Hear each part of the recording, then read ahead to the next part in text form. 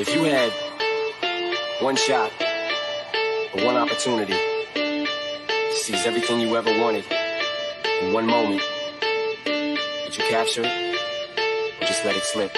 Yo. His palms are sweaty, knees weak, arms are heavy. There's vomit on his sweater already. Mom's spaghetti, he's nervous, but on the surface he looks calm and ready to drop bombs. But he keeps on forgetting what he wrote down. The whole crowd goes so loud, he opens his mouth, but the words won't come out. He's choking how? Everybody's choking now. The clock's run out, time's up, over, loud. Snap back to reality. Oh, there goes gravity. Oh, there goes gravity. Choke. He's so mad, but he won't give up. Daddies, he know he won't have it. He knows his whole back to these ropes. It don't matter, he's dope. He knows that, but he's broke. He's so stagnant, he knows when he goes back to this mobile home, that's when it's back to the lab again, yo. This old rhapsody better go back to this moment and hope it don't pass him. Listen, we can talk about the flag, but let's talk about... Wait.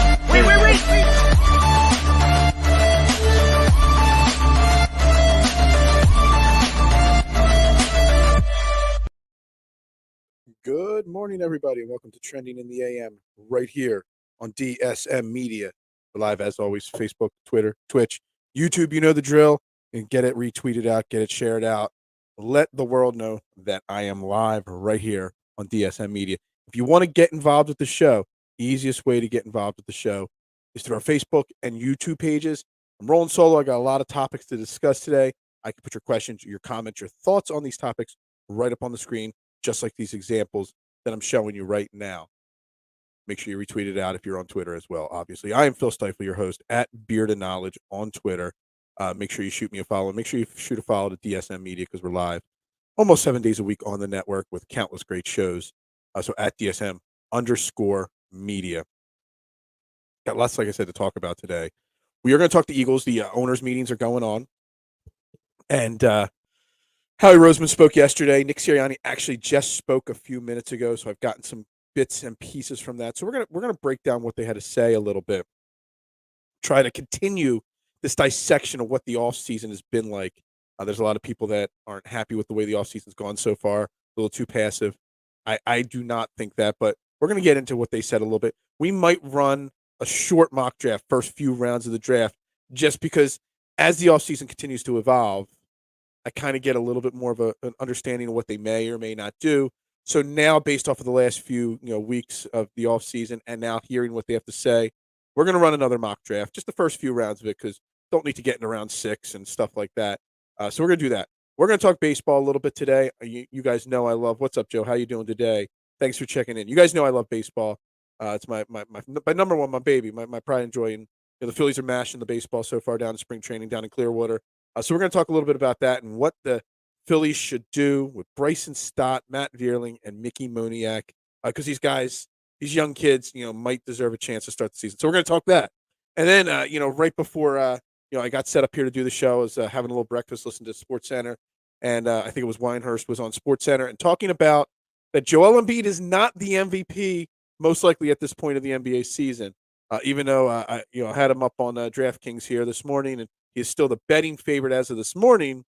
As of this moment, according to Brian Winhurst, he is not the MVP. So we got lots to talk about there, lots of topics on the agenda. I am rolling solo. Doesn't mean that the topics and the work doesn't stop here. So again, like I said, like Joe checking in already and some of my examples, if you want to get involved in the show, put your comments up on the screen for me. We are brought to you here at DSM Media by Manscaped, the leader in men's grooming products, the GOAT and below the waist maintenance. Make sure you check them out, manscaped.com. Use promo code DSM at checkout. Get you 20% off, free shipping, and let them know Team DSM sent you. A lot of podcasts out there. A lot of networks have Manscaped as a promo code and as a sponsor. Make sure you use your favorite podcast network, DSM, and their promo code. Help support and help us continue to grow this great show. We had actually a little DSM team meeting last night around 8 o'clock. We're going to get to that in a second, Joe. Absolutely.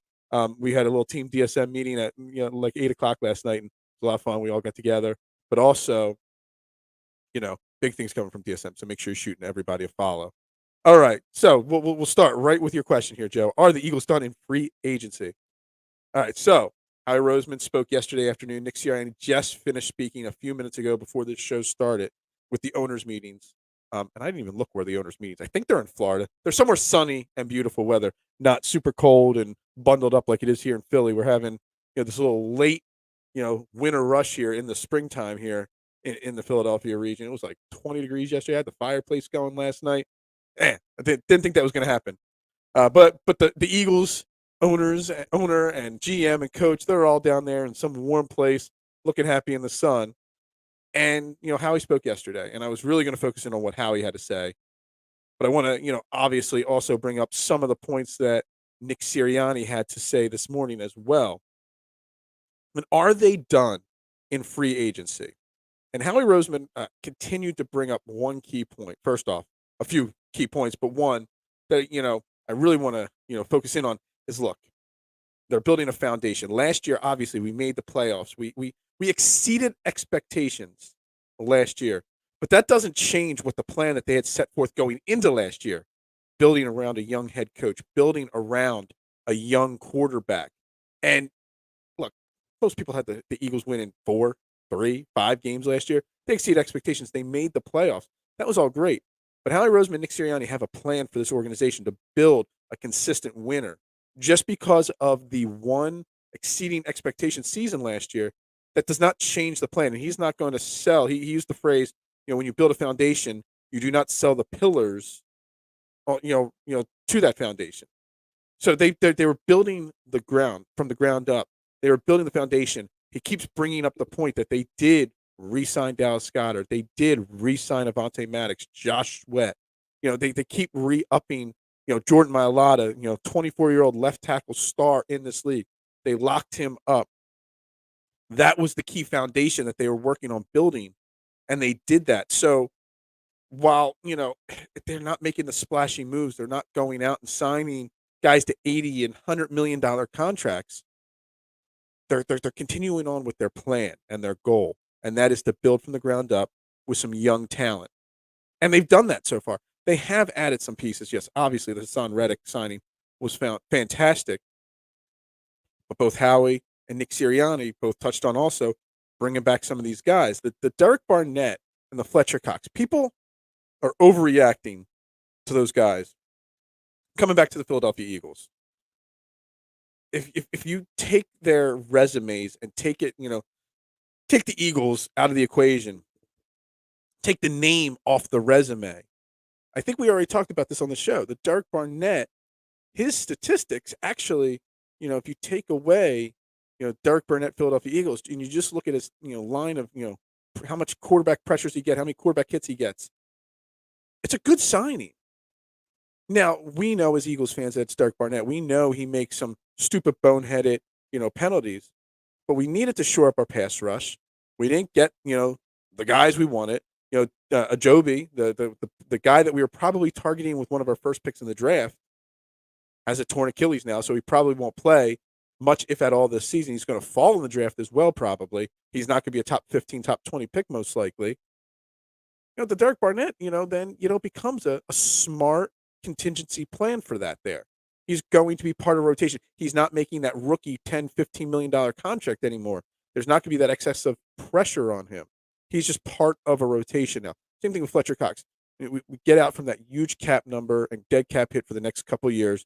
We cut, we re-sign, whatever. A huge, complicated mess there, with the whole contract and Fletcher Cox. But still on paper now, he's part of the rotation. Fletcher Cox is not the Fletcher Cox of old, but he's still a very viable option in the middle of our defensive line. And we know the Eagles value that defensive line. The Eagles' offseason seems vanilla and dry and boring. But really, when you think about it, it's him playing chess, not checkers. He is building a plan and a foundation here. And, I'm trying to, let me bring up my thing here again. And here it is. So, Howie Roseman said yesterday, they're not done in free agency, but the fact that they have 3 first-round picks, 5 in the first 3 rounds, have affected their free agency plans. When you have that kind of draft capital at the top of the draft board, you don't, hypothetically, you don't draft all 3 first-round picks, and that's something we could talk about. But if your goal as an organization is to build with young talent, acquiring 3 first-round picks, 5 in the first 3 rounds, they're guys that hypothetically on paper are going to step in and play right away. So why would you, go out and sign, these big guys, blow out your cap space, and make all these big free agency splash moves, build that dream team again, when you have these assets that you've acquired and you've worked hard to acquire to build your team around. Now, will they draft 3 people in the first round? I don't know. Maybe, maybe not. Maybe they do. They just don't do 15, 16, and 19. Maybe they trade back, acquire more assets, more picks later in the draft. Who knows what the plan will, how it'll all shake out and play out. But the more and more we think about it, unless they are not 110% sold on Jalen Hurts, which there's no way to know if they were or not. They did quadruple down. They did say, again, we are behind Jalen Hurts this year. Everything they say the right things about Jalen Hurts on a regular basis. But, if you want to move one of those picks to, trade pick 19, you get a first round pick in 2023, maybe you pick up a second round pick this year. Sure. Why not? Maybe you trade back to like 28 or 30 or something like that, and pick up a first round pick next year. Sure. Why not? It still means you're still getting top tier talent this year, whether it's 3 first round picks, 2 first round picks, and 2 second round picks, whatever. You're still going to have about 5 picks in the first 3 rounds. When you're drafting the first 3 rounds, they're guys that you expect to start and be effective on your team immediately. So all these things kind of just line up that, the draft assets that have been acquired kind of play into why Howie Roseman's had this, what seems to be on paper, vanilla offense. And he said it. I've said it, a million times. Dude, we are literally like 10, 12 days into the official start of the league year. Not every team is built on the first day. If you look at the teams that have made big splashes over the years, this year and other years, the Jacksonville Jaguars, Cleveland, these teams that have made big splashes early in free agency, they don't always work out. They're not the teams that are in the Super Bowl every single year. The teams that are in the Super Bowl are the ones that are patient and set a plan and stick to the plan. The Eagles have a plan, and they're sticking to it. And I cannot fault or worry about what Howie Roseman's doing at this point, because at this point it seems like he's sticking to his plan. Now, will it work? Who knows? Will the draft picks pan out? We don't know. But we got to have faith that at least he's sticking to his plan and he's not overreacting to what the rest of the league is doing. Again, like I said, they doubled down, both him and Howie Roseman and Nick Sirianni, that that Nick Sirianni is their guy, or that Jalen Hurts is their guy. I'm trying to read a quote as I'm talking here. Here's this quote. I don't know that we've ever wavered from the level of commitment that we have had in Jalen. So I think when we say he's our guy and he's our starter and we believe in him, we got to do whatever we can to help him and give him a chance to reach his potential. I don't think that has changed one bit. Look, were they in on Russell Wilson? Were they in on Deshaun Watson? They didn't get those guys. So obviously, Howie Roseman has to say these things. It's the right thing to do.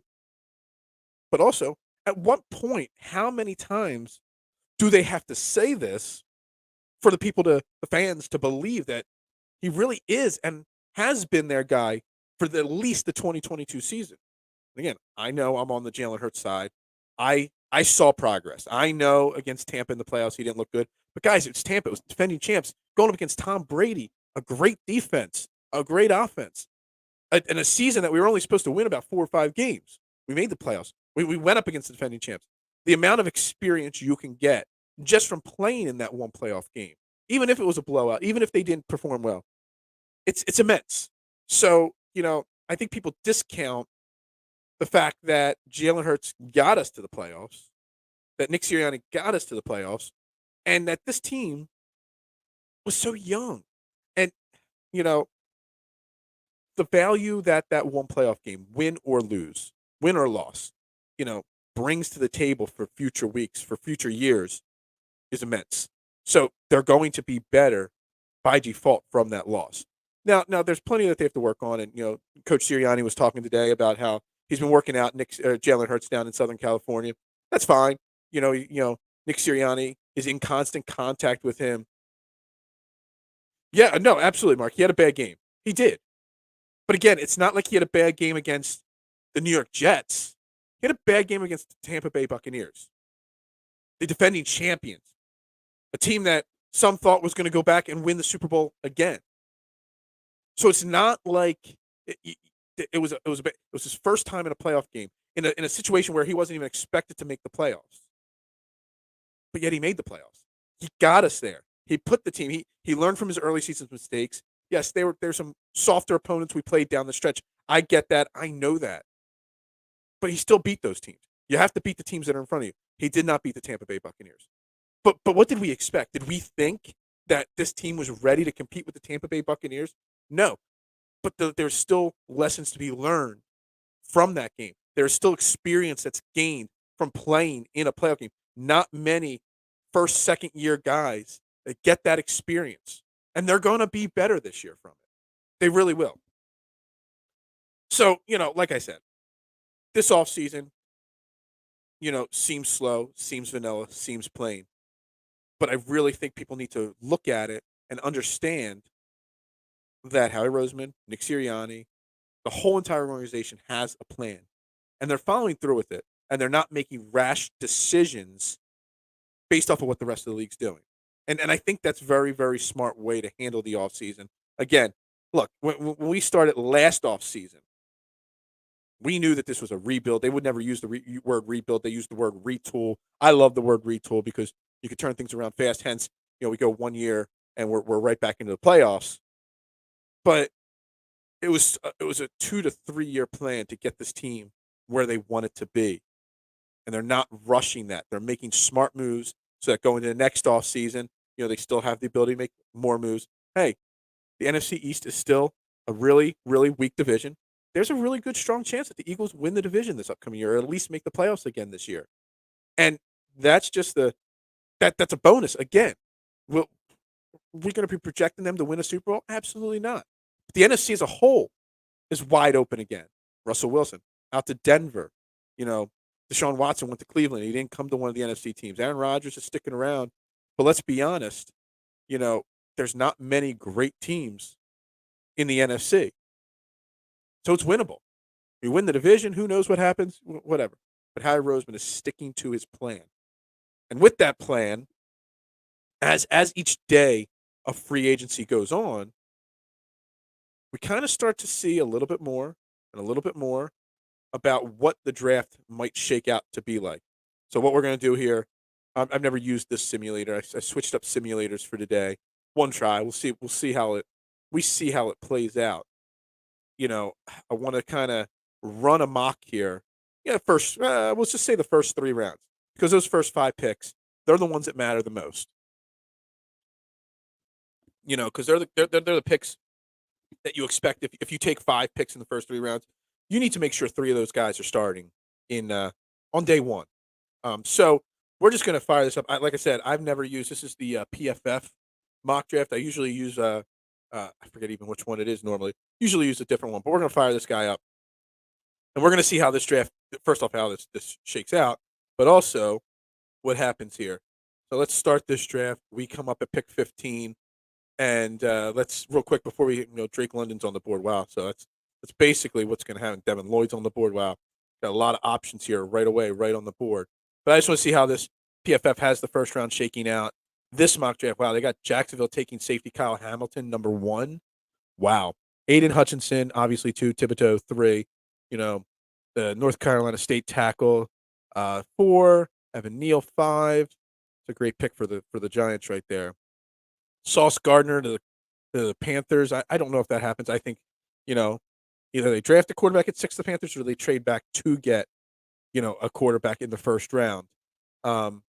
Maybe a partner for the Eagles, maybe trade up. Who knows? Derek Stingley, man, the Giants getting Evan Neal, Alabama tackle, and Derek Stingley, cornerback at 7. That's a great draft for the Giants if this played out like this. Yeah, another tackle there. You got first wide receiver was, Garrett Wilson, not Drake London. That's interesting. Trayvon Walker, Karlaftis fell all the way there. That's interesting. Malik Willis goes to the Vikings at 12. Yeah, I guess. Trent McDuffie. And Jordan Davis. I like Jordan Davis. But some mocks have him fallen. All right, so then that puts the Eagles on the board. And I said it. All right. Yeah. Yeah, it's I trash them all the time. I just wanted to mess around with a different mock draft simulator. So, yeah. So, anyway, I said it since day one, and I'll say it again. The Eagles will draft a wide receiver in the first round. I know it's not a smart move. To the fans, they see Howie's misses with Jalen Reagor, with J.J. Arcega-Whiteside. But, guys, it is what he does. That's why he hasn't invested. Plus, we started small talking on it in the past week or so. Can you win in the NFL? I put a tweet out there yesterday, talking this. How long will it take for the NFL to realize their mistakes on paying these big-time wide receivers this big-time money? And I think it's a smart move to draft young, to have these guys for a few years, and then you determine what you have to pay them. Because, yeah, it just has to happen that way. So if Drake London is sitting on the board at 15, he is no doubt about it going to be the pick. You still got Jameson Williams on the board. You still got Chris Olave on the board.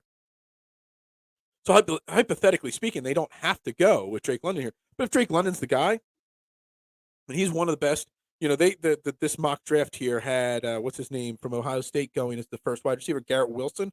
Some have Drake London going as the first wide receiver in this draft. Drake London's on the board at 15. Drake London is your pick. I know we've had a bad experience with another USC wide receiver, but let's be honest. Once we gave him time, it wasn't bad at all. So, yeah, I mean, it's a smart pick. Hell, at 16, I can still take Jameson Williams. I love it. Now, at this point, I think there's some trades that might happen at this point because there's too many players of need on the board. This is the way it shook out. Devin Lloyd, Devontae Wyatt, Nakobe Dean, all guys we could take at 16 here. Tyler Linderbaum is still on the board. Chris Olave. You got quarterbacks on the board. Ajobi's still falling down the board, but he's still there. I'm not making any trades right now. I'm just picking on the positions that we're at. But realistically speaking, the Eagles could be trading back from this position. But again, the way Howie values certain positions, I'm just going to be brutally honest. It's not going to be Devin Lloyd. It's not going to be Nakobe Dean. They're the guys I would take.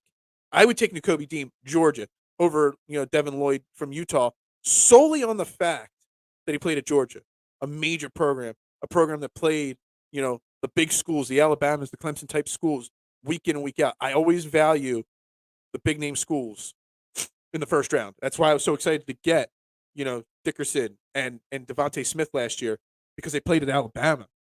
So at this position, with who's on the board, we don't need a tackle this early in the draft. The Eagles are going to take Devontae Wyatt at 16. Just going to tell you. So who went 17 and 18? Jermaine Johnson. I didn't even see him on the board still. Devin Lloyd. So that puts us back on the board again. Again, at this point, the Eagles probably make a trade if this is the way the board shakes out.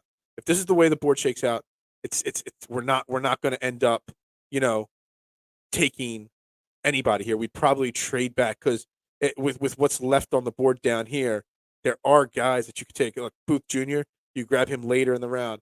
Lewis Klein later. You could draft some of these guys later. Sky Moore, another wide receiver. Boye Mafe. And there's some names here further down the board. But again, I'm drafting this as is, knowing how Howie Roseman does things. But I think at this point, if he took 19 with this board, he'd have no point or no choice but to take Nakobe Dean. He already drafted a wide receiver, so he's not going to draft another one. He doesn't want to draft a tackle. I just don't see them investing. I know Tyler Linderbaum is an elite prospect. I know that. They just re-locked up Kelsey for another year. They still have Sayamalu. They still have Jack Driscoll. They still have guys that could take over if Kelsey retires. Dickerson, obviously. So I don't see them investing in a first-round pick in a center. And I think you're going to see Tyler Linderbaum fall down the draft board on the first-round day. He'll get drafted in the first round. But some people originally had him. You'd have to trade up to 10 or 12 to get him. I don't think that's necessary. I don't think teams are going to spend that kind of money on a center. I don't. So I think at 19, if this is the way the board is and they take it, he is going to break the habit, and he is going to draft Nakobe Dean with that pick. All right, so we're slowly cruising along here into our second round pick. And let's see some of the names that went ahead here. First, let's go all the way up here in the first round, see how the rest of the first round shaked out. The tackle went there. Jameson Williams went to the Patriots. That would be great for them. Green Bay getting a wide receiver as well. Great. Tyler Linderbaum goes 23rd to the Cardinals. Ajobi going in the first round. Will David Ajobi go in the first round?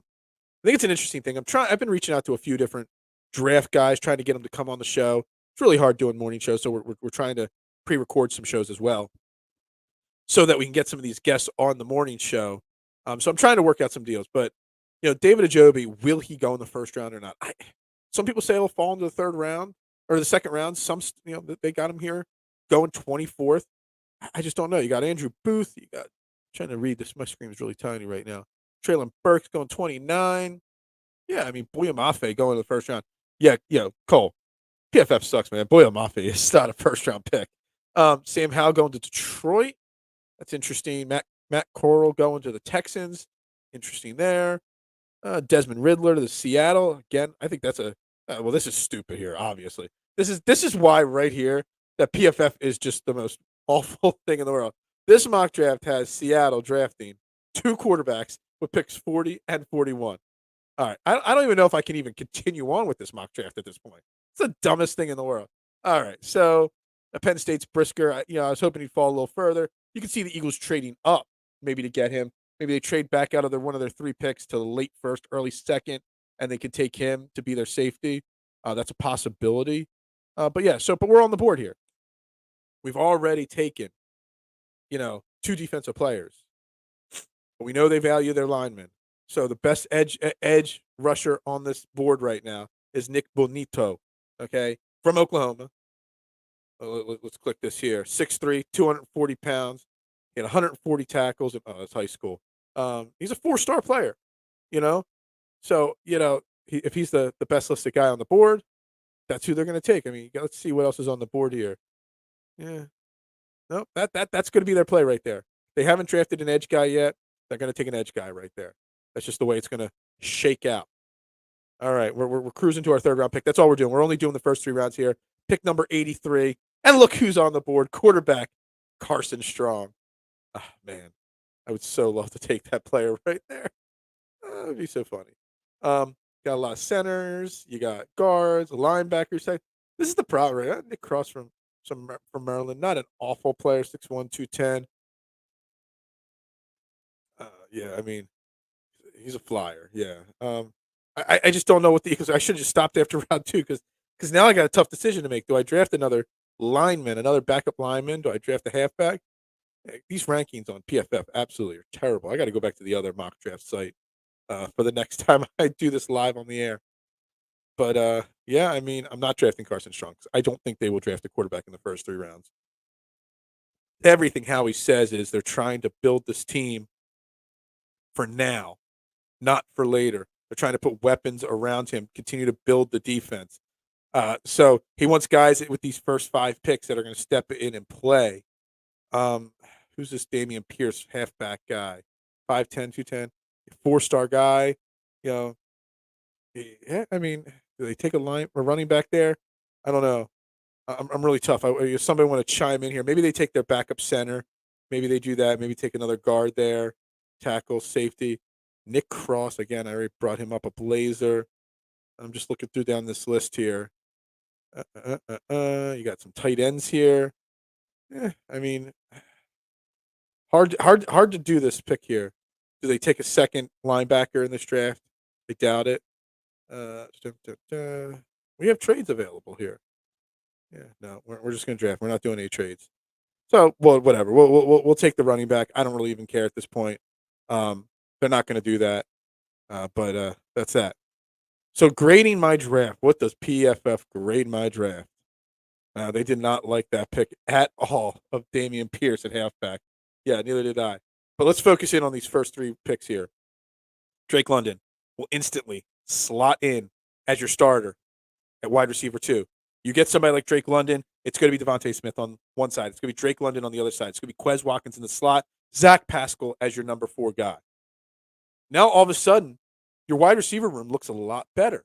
You don't got Jalen Reagor now becomes your number 5. He could just sit the bench. He could continue to work the mental aspects of things out. in his head. It's a great pick. Devontae Wyatt, defensive lineman. All of a sudden, now you have Fletcher Cox, Milton Williams, Javon Hargrave, and Devontae Wyatt all in the middle. Now you can get back to how many times have you guys heard me on this show, on night shows, on guest appearances talk about Fletcher Cox's best seasons? Yes, they were years ago, but his best seasons was when he was playing 55, 60% of the snaps. The last couple of years when he's been bumped up to 75, 80% of snaps, that's when he fails because he cannot handle playing that high percentage of snaps. You help that. And then if you move on from him at the end of this year, now going into next year, you've got still him, Milton Williams, battling to be the starter opposite of Javon Hargrave. And Javon Hargrave, whether you even keep him, re-sign him, cut it, who knows what happens. Then you've got two guys in Wyatt and Milton Williams to anchor the defense for the next 5 years in the middle of it. Then you go out and get Nakobe Dean. Get a stud linebacker. Now, that puts pressure on Davian Taylor, whether he's going to be able to be the guy or not. Wyatt or White, Kazir White was only signed to a 1-year deal. You got Son Reddick, who's going to play. So you got Reddick, you got White, you got Nakobe Dean. You still got TJ Edwards. It gives you flexibility there. And then you go get Bonita, another edge rusher, just continues to improve that. Dameon Pierce, I don't know. I just kind of flaked out on that last pick there. That is what it is. Look, this is the kind of draft that you're going to see. My actual guess is you're not going to see 3 defensive players taken in a row there, 16, 19, and 51. That's just the way the board shook out. But like I'll say it again, as Cole says, PFF is ass. It didn't play out as well. I'm going to go back to the other draft board, and we're going to do another mock draft with them in the coming days with the same theory in mind, though. But that was that. That was the mock draft. I wanted to do that, see how that went out there. Anyway, this is Phil Stiefel here. We're right here on Trending in the AM. Hang tight for 2 seconds while I play a quick commercial, and we'll get right back, and we're gonna move into some Phillies talk here in a second. What's up, everybody? Phil Stiefel here. Trending in the AM. Look at this site right here, 99jersey.com. Proud supporter of all Trending in the AM shows. Make sure you check them out. Like I said, 99jersey.com. They have the best jerseys of all your favorite athletes from high school, college, movies, TV shows. You got the Kobe Bryant, Lower Merion, the Charlie Conway, Mighty Ducks. Everybody always asks where I got my Sugar Shane Falco jersey back there from the Replacements movie. 99jersey.com. Magic Johnson, Michigan State, Lonzo Ball, Jalen Rose, you name it, Russell Westbrook, you name it, they've got it on this site. Make sure you check them out, 99jersey.com. Use promo code TRENDING at checkout. It gets you 15% off right away. 99jersey.com, promo code TRENDING. Yo, support the podcast that brings you the heat every single morning. And we're back right here on Trending in the AM. Again, I am Phil Stiefel. Make sure you shoot me a follow at Beard of Knowledge on Twitter. Real quick, special shout out to last night. I was on Jeff Warren's Philadelphia Sports Table podcast. If you're not checking them out, fantastic stuff. He had me on talking golf, which I'll be live tonight, 9 p.m. Talking the Valero Texas Open at Fairway to Heaven. Be rolling solo, but we're going to be talking all things gambling and fantasy golf tonight. We're 1 week away from the Masters. If you guys don't know my golf content, Masters week, next week, it's my favorite week of golf of the year. My green jacket, because I am an official Masters champion. Not really, but I am. My green jacket will be broken out. It's sitting right here next to the desk, just so I won't forget it. It will be back on next week's show. So stay tuned. Can't wait. It looks great on me, that green jacket. So one time a year I put a sports coat on. But anyway, we just spent the first half of the show, probably a little longer than I thought, talking Eagles. So we want to get into some Phillies talk here. I still want to talk a little bit of Sixers too as well. But the Phillies yesterday, again, I've said it a bunch of times. I don't care about the scores for real in spring training. They won 7-1 last night. They're 6-3 so far in spring training. Does that matter? It doesn't matter at all. But we got a lot. We know Bryce Harper is going to be starting every day in right field. We know Nick Castellanos and Kyle Schwarber are the big names. Reese Hoskins is going to be our first baseman. Gene Segura, second baseman. We know a lot of things. But this team, first off, I want to just say it out, aloud again. This team is going to mash the baseball. They are going to score a lot of runs this year. Now, we've already spent a few times talking about the pitching, my concerns with the pitching, and it's still a major concern for me, the pitching staff. the starting rotation and the bullpen. There's still a lot to learn and figure out there. But one thing we know is this team is one of the most deep. Just by adding Schwarber and Castellanos makes this lineup so deep and so great. I mean, let's be honest. If we would have gotten Chris Bryant, who I wanted Chris Bryant, he was my number one. Castellanos was second. Schwarber was third. That was the list. That was my order for the offensive guys this offseason. If they only signed Chris Bryant, this team is not as good as they are right now by signing Castellanos and Kyle Schwarber. You've got a lineup now that, again, I'll say it again, I still project it being Kyle Schwarber leading off, Gene Segura 2, 3 Bryce Harper, 4 Castellanos, 5 JT Realmuto, and Rhys Hoskins all the way in the 6 hole. Do you realize how much help that's going to do and how much it's going to help Rhys Hoskins take all that pressure? He's going to be at the 6th spot in this lineup. It's insane. And then you got the 7, 8, and 9 hole where you've got whoever's playing third base, whoever's playing shortstop, and whoever's playing center field. And that's what I want to get to today. What the Phillies do with Bryson Stott and what the Phillies do in center field with Matt Vierling and Mickey Moniak. Let's start with center field first. So Odubel Herrera was brought back. Obviously, everybody got all frustrated and pissed off that, he got brought back. Me too. I mean, look, take his off the field stuff, out of the equation. I mean, they brought him back for just under $1.5 million. I mean, I get why they did it because they had question marks. But at $1.5 million, if you cut the kid, you're not really losing that much.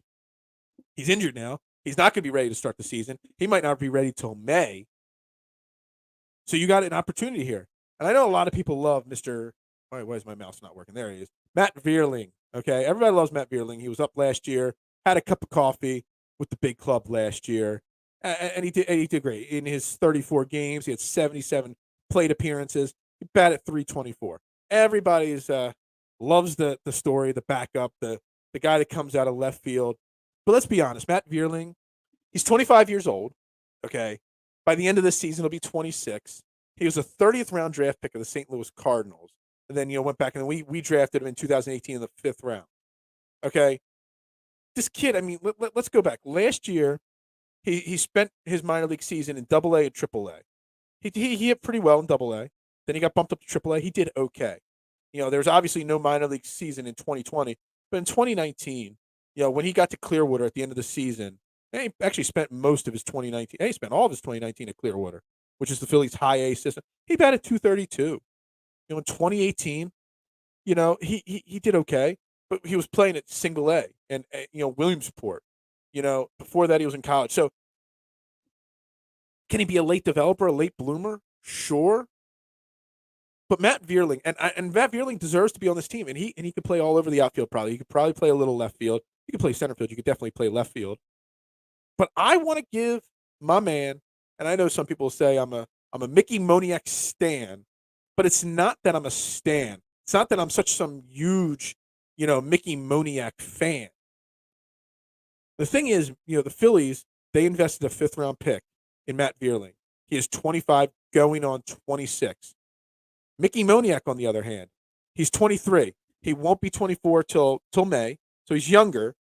But they invested a 1st round pick, and not just a 1st round pick, the number 1 overall pick in 2016 on this kid. And it's time to leave. Will he be a bust or will he be successful? I don't know. But in my humble opinion, he needs to be the starting center fielder, not just on opening day, but every day for at least 3-4 weeks of the season to start. He's hitting the ball in spring training right now. Not bad at all. I mean, let's see. He's got 3 home runs already. He's hitting .263. He's played in 8 games. He's got 19 at-bats. He's got a couple doubles. He's got a couple home runs. He's driven in some runs. He struck out 5 times, which is a lot at that point. He's slugging the ball .842. I give him a shot. And I'm looking at his minor league numbers here. Obviously, he didn't do well. He had a couple games here with the Phillies last year. Hit the ball terribly. And in Lehigh, he was not doing very well either in 2021. He was hitting .238. 2020 with the Phillies because there was no minor league season. Didn't do much there. He was part of the travel team or whatever. I forget what the term they used. But I go back to 2019. He started to finally come around. In 2019, they bumped him up to Reading. He was up to .252 average. He hit 11 home runs, had 28 doubles, even 13 triples. So the guy was raking the ball. in 2019. In 2018, he had a 270 average. So from Clearwater to Reading, he was starting to slowly show some progress. And I think it's time for the Phillies. What are you going to lose? If he doesn't work out, you still got Matt Vierling. You still got Odubel Herrera. But it's time to see what you have in Mickey Moniak. 24 years old. Oh, he's going to be 24 years old. It's time. You invested a number 1 overall draft pick in a draft, and I didn't bring up the draft because I didn't know this thought was going to come into my head. But in a draft, there's some quality players in 2016 that were taken. I don't know if I could pull that up really fast, but there were some really quality players. Yeah, I'm not even going to try to pull that up real fast. I'll accidentally close something out here. There's some quality players taken in the 2016 draft. It's time to see what he can do. And what you're doing, you've got this stacked lineup. You've got Bryce Harper, Nick Castellanos, Kyle Schwarber, Rhys Hoskins, JT Realmuto. The amount of pressure that's on Mickey Moniak or whoever you play in center field is 0. There's literally no pressure. He's going to be the 9th best hitter in the lineup. So why not just run him out there? Just give him every single game for the first 3-4 weeks of the season. When Odubel is ready to come back, you start making some tough decisions at that point. The lineups, the rosters are going up to 28 for the month of April because of the shortened training camp and spring training season. So you're going to have the extra roster spots. You can still bring Odubel up and just put him on the bench. Mickey Moniak, if you're going to do this, though, needs to play every day. He cannot play every third day. You need to let this kid get at-bats, get into a rhythm, and see what he has. Will the Phillies do this? I don't know. I think they roll with Matt Vierling, some of their other bench rotational guys, and then it's going to be Odubel and Matt Vierling. But if I'm the Phillies organization, if I'm Dave Dombrowski, I'm seeing what this kid's got. He obviously can rake the ball. It's just consistency. And it's just getting that opportunity to play every day that we need to see from him. And if they give that to him, I think there's a very, very, very strong chance that he surprises some people. You don't just become the number 1 overall pick in Major League Baseball, which it was debatable whether it was the number 1 overall pick. The Phillies did that to save some money. The draft slot money stuff, that's a whole complicated mess there with baseball. But he was definitely a top 10 pick in baseball that year. So, why not just give this kid the shot? What are you missing out on in Matt Vierling? I always look at things like, what you invest in a player. Matt Vierling was a 5th-round pick. Mickey Moniak, a 1st-round pick. He's a year and a half, 2 years older than Mickey Moniak. So we kind of have an idea what Matt Vierling is not going to be an everyday starter, for life. I mean, can he be a really good center fielder this year in a no pressure situation? Absolutely. But again, why not give Mickey Moniak that shot?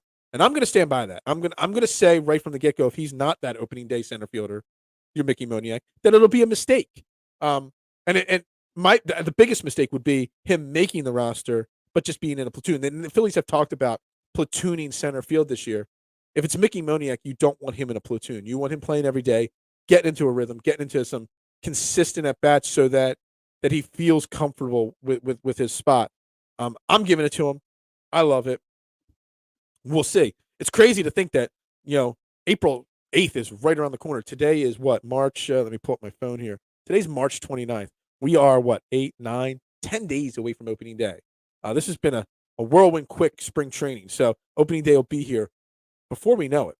So the other decision that the Phillies have to make is with Bryson Stott. Their stud shortstop / maybe third baseman. We've seen him at third base now in one time this spring training. But what do the Phillies do with Bryson Stott? He's another youngin'. He's 24. He'll be 24 this entire season. Another 1st-round pick of the 2019 draft. Raking the ball. He's hitting .533 in spring training right now. He's got 1 home run.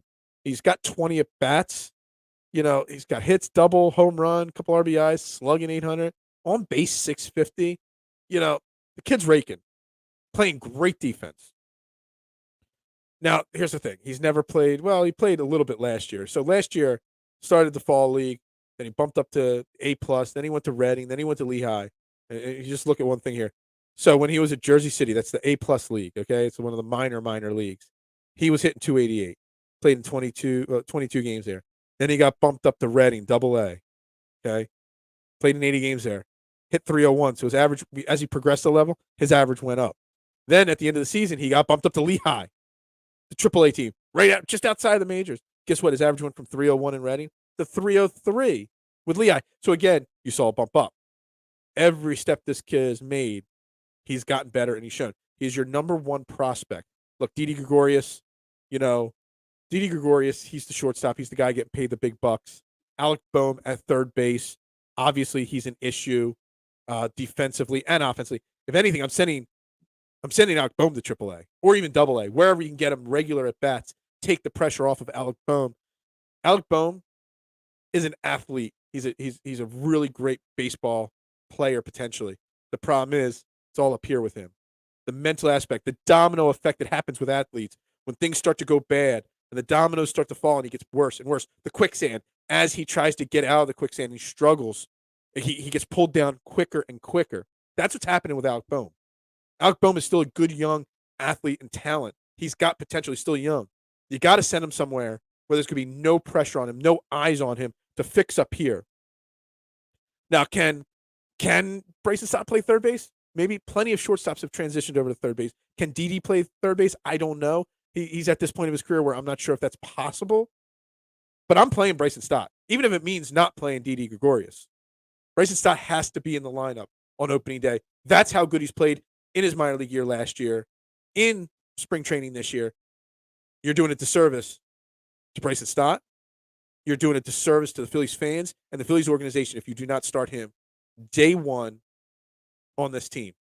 And then if you do that, then this is what you're looking at. The way it's kind of trending. And like I said, he played third base the other day in a spring training game. So obviously they're trying to figure out a way to get him and Didi Gregorius in the lineup together. Was it yesterday? No, yesterday he played shortstop. So maybe it was a couple games ago that he played third base. What you're looking at then you're looking at Schwarber, Segura, Bryce Harper, Nick Castellanos, in the 4-hole, 5 JT, 6 Rhys Hoskins. Hey, you can put Rhys Hoskins in the 5-hole, JT in the 6-hole. Then you're looking at Didi Gregorius in the 7-hole, Bryson Stott in the 8-hole, and Mickey Moniak in the 9-hole. And you could do Alec Boehm in the 8-hole, Bryson Stott in the 7-hole, Mickey Moniak in the 9-hole. You can go that route. You can go a lot of different routes. But if you're going to send anybody to the minors to not make the team, it's got to be Alec Boehm because you want Bryson Stott here. You want Bryson Stott along with whoever you're playing in center field, Vierling or Mickey Moniak, getting regular at bats so they get consistency and stuff like that. It's super key as a baseball player. A young hitter, you got to have super consistency. You can't, veteran guys, we go back to the 93 for the youngins. You don't remember the 93 Phillies season as well as us old guys do. But the Phillies had quite a few platoons on that 93 team. They had Jim Eisenreich platooning in one outfield position. You had Pete Incaviglia, Milt Thompson platooning in left field.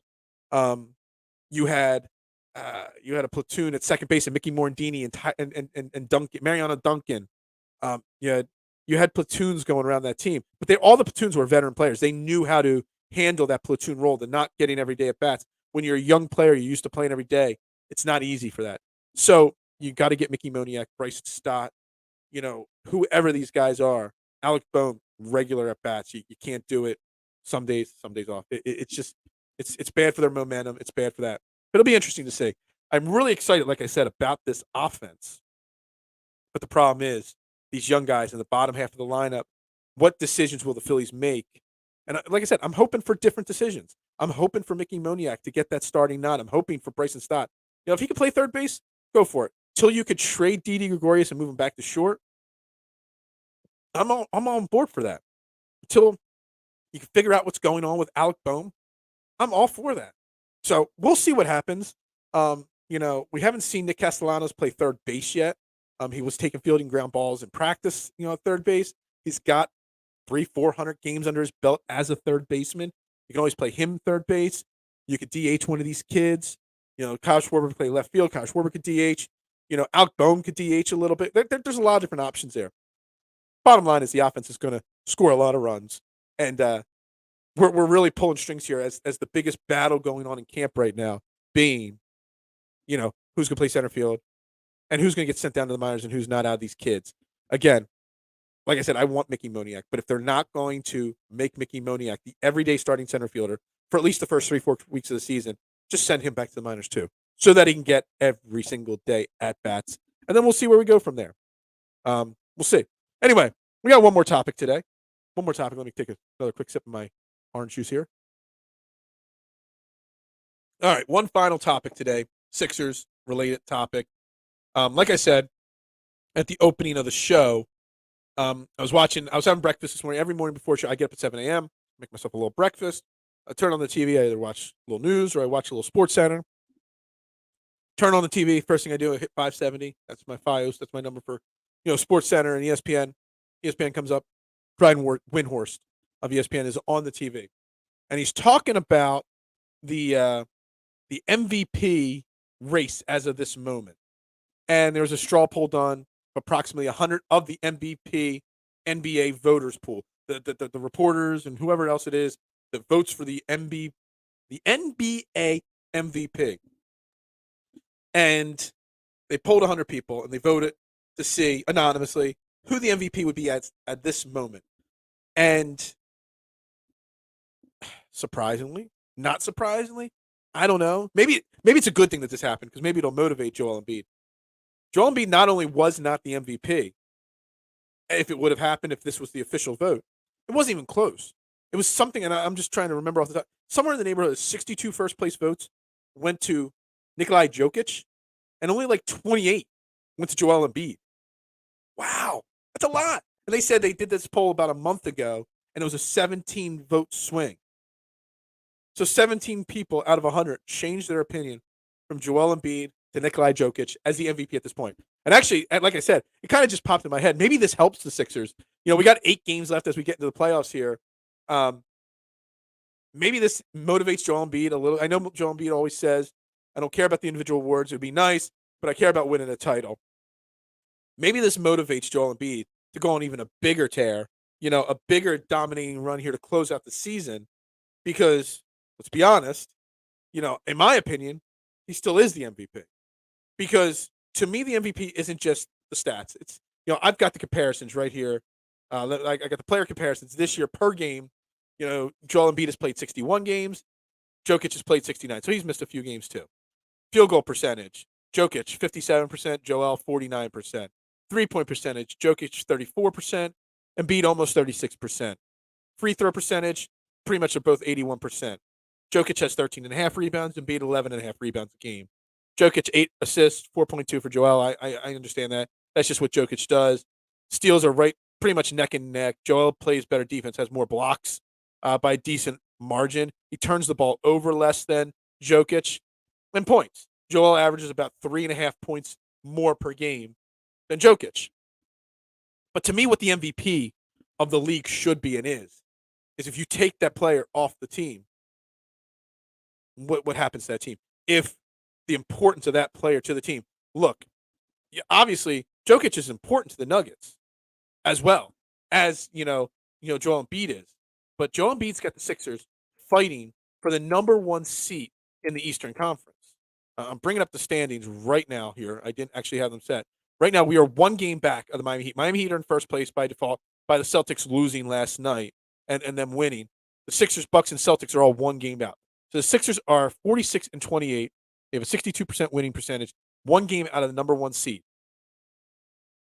Denver Nuggets are in the 6th seed, 16.5 games out of first. And I know the Phoenix Suns are running away with it. But even if you just look at from the Denver Nuggets to the 2nd seed, the Memphis Grizzlies, they're still 8 games out of there. They're still 3 games out of the 3 spot. They really don't even have, they're 2 games above of the Minnesota Timberwolves are playing in the play-in round. So what has Jokic really done to take his team to the next level? If you want to tell me that the stats matter and he's doing a little bit more, for the team, and they were in the 2-3 spot in their conference and, battling for a really good position playoff, seeding wise, sure. But they're the 6th seed in their conference. What is that? You look at it, Utah, Dallas, Golden State, all the teams that are Minnesota, all the teams right around that same stretch there, 3-7, 4-7 in the Western Conference. They're all okay teams. They're all flawed teams. They're all teams that the Sixers would beat if they win in a 7-game series. You look at the Sixers, they're 1 game out, like I said, of the number 1 seed. And yeah, from 2 through 6, there's 3.5 games separating them. But again, Joel Embiid is carrying this Sixers team. Joel Embiid, they said the last month of Nikolai Jokic. So I just pulled up his last 10 games. He's averaging 27.5 points a game, almost 12 rebounds, 7.5 assists, playing 33 minutes a game. Joel Embiid over his last 10, 31 points a game, 12 plus rebounds a game. So I don't understand how people are saying that the last month of the season has made Jokic all of a sudden that much better. It's interesting.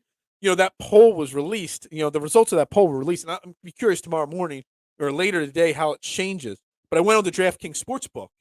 They are not a sponsor. If they would like to be, hit me up. I have no sponsor hotline. It could be the DraftKings Sportsbook hotline. If you want to, hit me up. Beard of Knowledge on Twitter, Instagram, TikTok, any social media site. Joel Embiid is still the favorite for the MVP on their sportsbook as of 8:30 this morning. Actually, let me just click the refresh button right now and see since we've gone live if these odds have changed. They have not changed since we've gone live here. Joel Embiid is still a minus 220 to win the MVP, which means you would have to lay $220 bet to win $100 for Joel Embiid to win MVP. That's as favorite could be. Nikolai Jokic is plus 160, which means you'd lay 100 to win 160. So Joel Embiid is less than even money to win the MVP still in the sports books. So that's something that's kind of curious to me. Why Windhorse is running that poll and it's showing one thing. The sports books, to me, are always where you get the most important information. The sports books are where, the real, the sports books don't want to lose money. We'll just say it that way. So to me, the sports books are closer to right. Joel Embiid is favorite. Actually, while I was there, I took a peek because I was just curious. So the rest of the MVP, like I said, it's Joel Embiid, Nikolai Jokic, and then the next guy is Giannis Antetokounmpo, the freak. He's plus 1,000, so lay 100 to win 1,000. Devin Booker at plus 2,500. John Morant. Really, it's just a two-player race. Really, Embiid and Jokic. Giannis maybe by the skin of his teeth, but I looked at some of the other things. Rookie of the year, Evan Mobley minus 450. He's even more favorite than anybody else. Scotty Barnes is there. Cade Cunningham, the number 1 overall pick. Pretty much falling off there. Most improved player. This is something I wanted to look at. And John Morant's running away with it, minus 800. But I was kind of curious where our man, Mad Max, Tyrese Maxey, was on this. And he's actually on the board, which is good enough to begin with. So it's John Morant, number 1, minus 800. So you got to lay $800 to win $100. Darius Garland, number 2. Number 3, DeJounte Murray, whatever. Miles Bridges, number 4, great player. Desmond Bane, great player. Tyrese Maxey's at plus 5,500. He's the 6th most improved player according to the betting boards here. I might put him ahead of DeJounte Murray. I might even put him ahead of Miles Bridges and Desmond Bane. Obviously, John Morant, number 1. Darius Garland has kept the Cavaliers, even though the last couple of weeks they've fallen into the play-in round.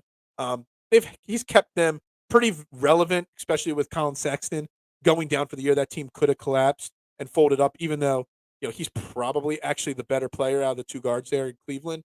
So it's interesting. I thought I'd bring that up. I just wanted to see where he was, compared to some of the other guys, young guys that are, improving this year. Obviously, John Morant has gone from, young star growing to superstar carrying that Memphis.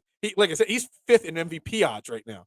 So not only is he the most improved player, but he's a borderline top 5 MVP candidate. That's how much he's. So obviously he wasn't going to win Tyrese Maxey, the most improved player. I just wanted to see where he was on the board. So anyway, again, like I said, Joel Embiid should be the MVP.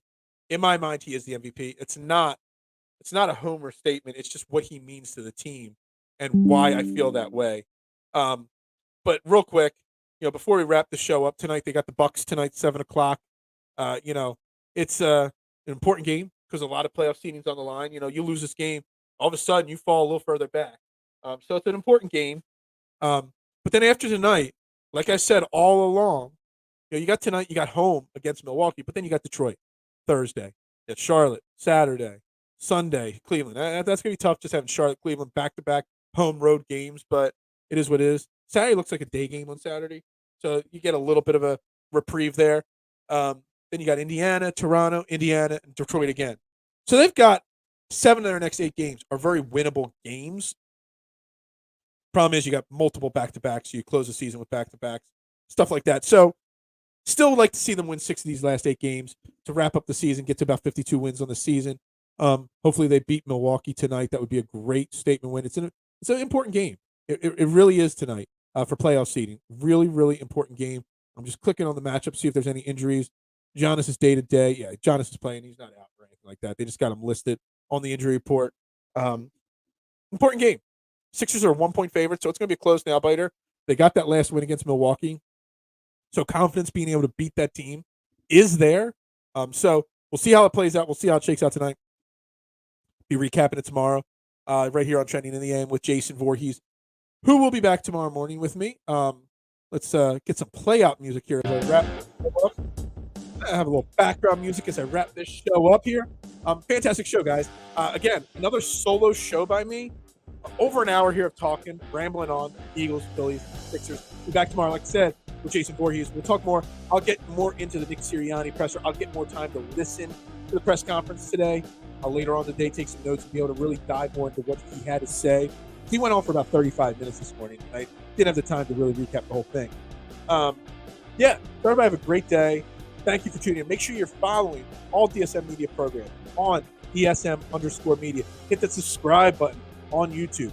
Very, very important. Later today, 5 o'clock, Faithful Fanatics, right here on DSM Media. Dylan Davis and Matt McGinty will be live, and I'll be back at 9 p.m. with a live edition of Fairway to Heaven, talking the Valero Texas Open, 1 week from the Masters. Cannot wait. Everybody have a great day. Be well. Yo, we'll talk to you tomorrow. It's still, I'll go back to the original comment, man. Oh, I didn't even put it up today. Oh, well. 6 and 5, baby. Let's go.